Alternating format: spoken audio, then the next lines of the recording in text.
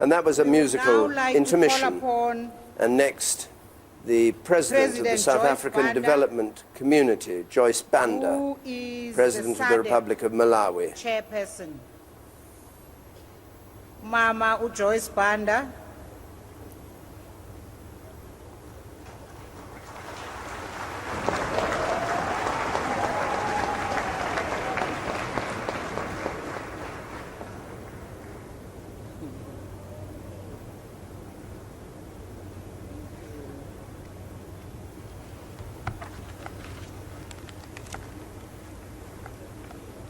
Your Excellency, President Jacob Zuma, President of the Republic of South Africa, Mama Graça Machel, Mama Winnie Madikizela Mandela, Your Royal Highness Prince Charles, Your Royal Highness Prince Albert of Monaco, Your Royal Highness King of Lesotho, the Mandela family, Your Excellencies, heads of state and government, members of the diplomatic corps, members of the clergy, distinguished ladies and gentlemen, it is with a deep sense of humility that I accepted to come and be part of this event today. I stand before you to join you, the people of South Africa and the world, to mourn the loss of a great leader, former President Nelson Mandela. I join you, the people of this rainbow nation, to celebrate a life of one of Africa's unique leaders who gallantly fought for freedom and peace for this great country and the world.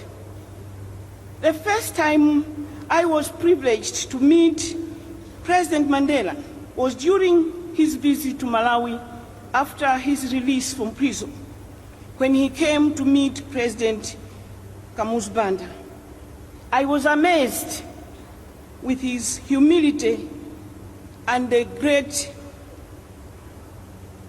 sense of leadership around him. And in 1996, I was further privileged to be invited to visit Robben Island together with a team of Malawians. After the tour of Robben Island, I was greatly touched by the life and story of Tata Mandela.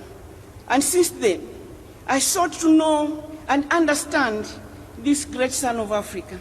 I read and read about anything I could lay my hands on about him.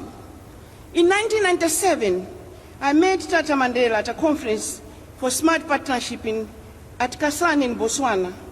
I was inspired by this great leader who was focused, calm, and collected. A few years later, I had an opportunity to visit Tata Mandela and Mama Graça Machel at their home in Johannesburg. We had a very moving conversation. I was deeply touched by his spirit of forgiveness, his passion to put people first, and courage. These attributes have greatly influenced my life.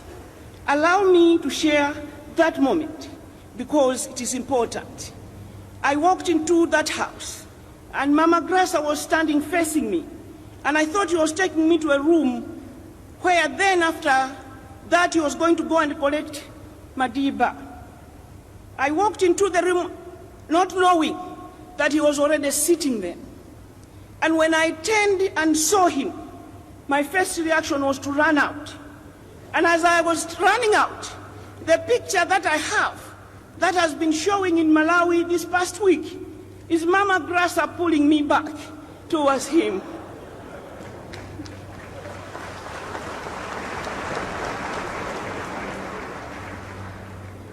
At that moment, I did not know that I was to become President of the Republic of Malawi a few months down the line.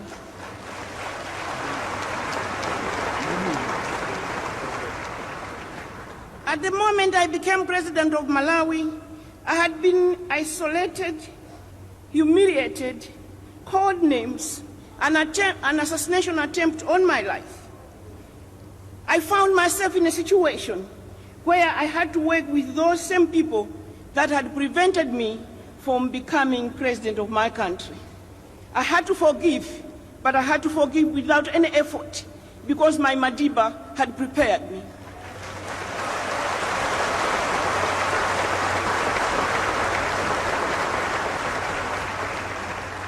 Tata's courage, determination, love and passion for his people inspired me on my journey to becoming the first woman president of this region.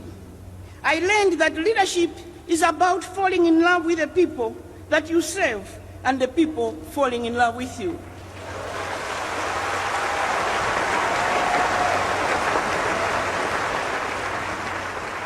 It is about serving the people with selflessness, with sacrifice, and with the need to put the common good ahead of personal interest.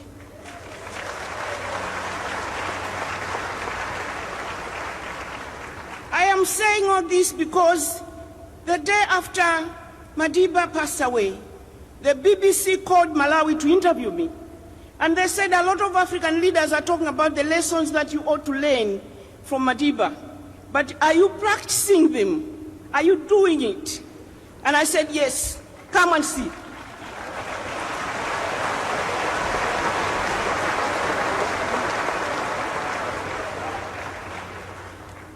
Distinguished ladies and gentlemen, today I stand before you on behalf of our region, our family, our SADC, to extend a collective hand of comfort to the Mandela family, the government of the Republic of South Africa, the African National Congress, and to all South Africans on this irreplaceable loss of one of its true sons, Tata Madiba. The passing of our President Mandela is not only a loss to South Africa, but also to the SADC region, and indeed to the world. As we celebrate the life of this icon, it is also time to take stock of the things that Tata Madiba taught us during his time. I know that much has already been said, but Tata, by those whose lives have been touched and inspired by his work, I need to add a few words. The SADC region will remember him for his wisdom and statesmanship, his humility and sense of humor, and his servant leadership style. Tata Madiba believed that all people are created equal before God. The way he conducted himself, he saw no boundaries in this region, between and among the countries where we live. He championed the freedom of not only South Africans, but all of us Africans. Tata Madiba taught us that even when the challenges of life seem insurmountable, with courage and determination, we can overcome the evils of our societies. The struggle Tata Madiba led against the apartheid system was not just a struggle against racial inequality, but a struggle against all forms of oppression against humanity, a struggle for democracy and human dignity. It was the struggle for the emancipation of the youth. It was the struggle for the social security of children. It was a struggle for the participation of women in politics, in commerce, and in high office.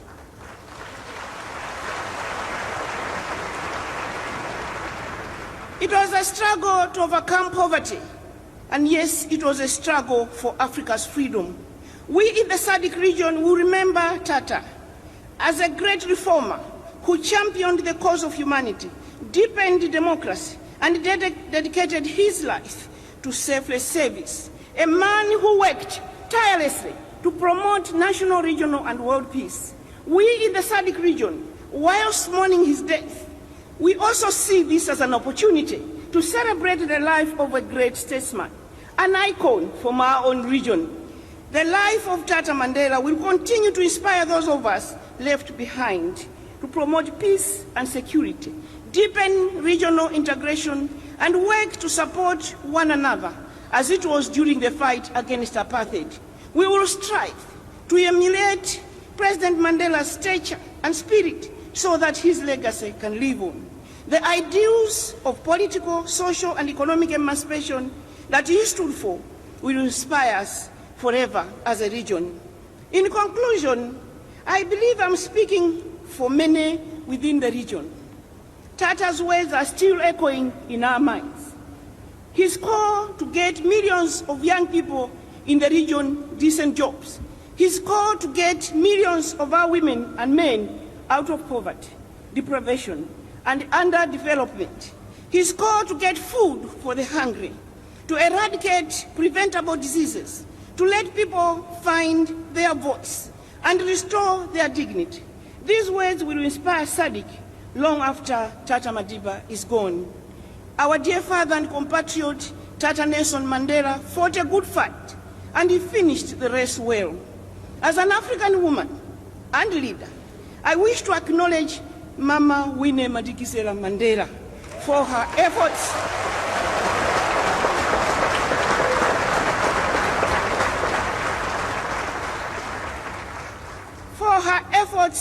and steadfastness for standing with Tata Mandela before and during Tata's imprisonment, and for being in the forefront of ANC's struggle for liberation.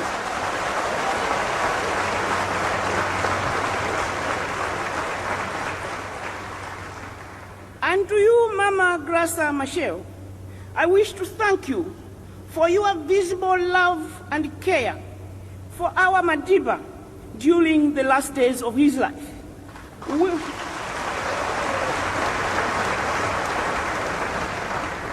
Women across Africa have told me these past 10 days that they are very, very proud of you and will forever be grateful for what you have taught us as African women.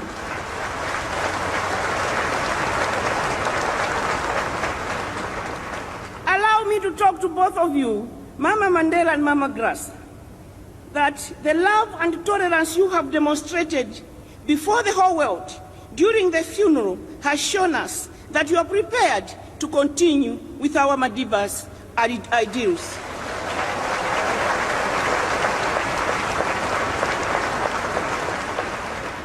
I wish to thank President Zuma for leading the nation to mourn our president like the hero that he is.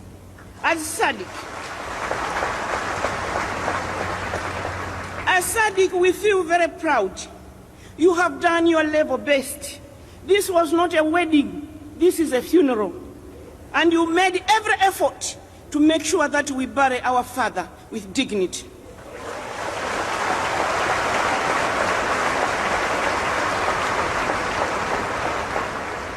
In the same spirit, I wish to therefore appeal to you, President Zuma, and under your leadership, all South Africans, to make this appeal that you remain united and continue to be a rainbow nation.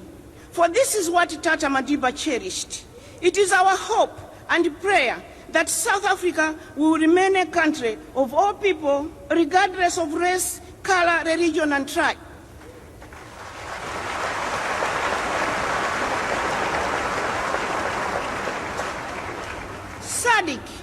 SADC will stand with you and by you, and look forward to a continued engagement in our joint efforts to deepen our democracy and regional integration. It is up to us as leaders, as citizens, as a continent, to continue from where Tata Madiba has left, so that his legacy lives on, so that he can be remembered for what he stood for, and that we should not allow what he fought for and worked for to die and to go with him. May his soul rest in everlasting peace. Loud applause for Joyce Banda, first woman president of Malawi, only the second woman president on the African continent, and getting a lot of applause when she described the difficulty she had in becoming president of Malawi and how there was an assassination attempt on her life, paying tribute to President Zuma and to Winnie and Rasa Machel. Thank you. And talking often of SADC, which is the Southern African Development Community, of which she chairs to encourage economic development in the southern part of the African continent. Excellency President Banda of Malawi. Yes, Malawi.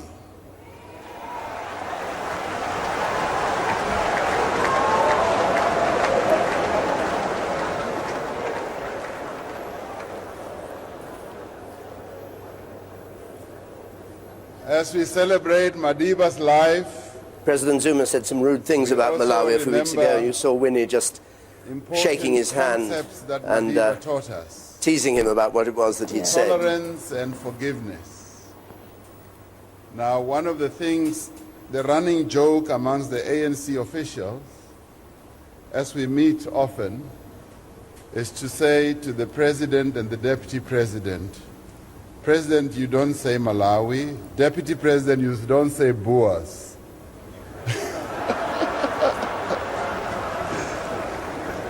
Now, today, President Banda has freed everyone to say Malawi with great ease. And President, you can now say Malawi with the greatest of ease. Thank you very much, Your Excellency. Sithanda ukwamukela ezinye inkokheli ezikhona phakathi kwethu. Well, two references, political references there to President Zuma saying disparaging things about Malawi, and to this man referring to himself, Cyril Ramaphosa, who said if you don't vote for the ANC, the Boers will be back. And he was much criticized for this, which was taken as a racist remark and also an unfair threat to the voters of South Africa. So he was teasing himself there as well as teasing President Zuma.